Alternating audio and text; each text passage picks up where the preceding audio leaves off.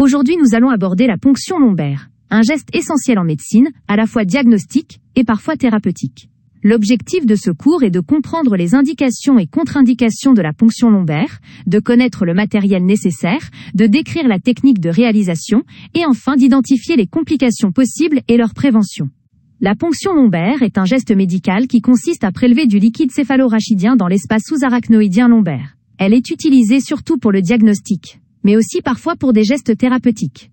Les principales indications diagnostiques sont la suspicion de méningite, d'hémorragie méningée ou encore de sclérose en plaques. Elle peut aussi être utilisée à visée thérapeutique, par exemple pour injecter des médicaments, ou encore pour mesurer la pression du LCR.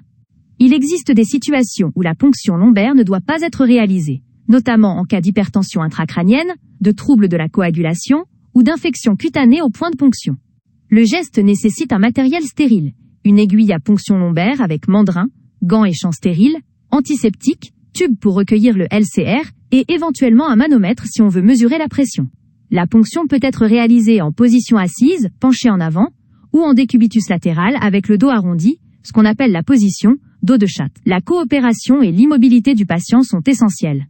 Les étapes principales sont repérer l'espace L3, L4 ou L4, L5, réaliser une asepsie rigoureuse, introduire l'aiguille avec mandrin, retirer le mandrin pour recueillir le LCR, puis effectuer un pansement stérile à la fin du geste.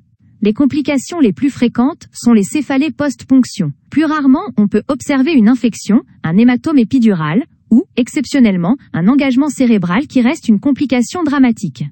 Avant tout geste, il faut vérifier les contre-indications, informer le patient et obtenir son consentement. Une surveillance post-ponction est indispensable. C'est un geste simple en apparence, mais qui nécessite rigueur, asepsie et maîtrise technique.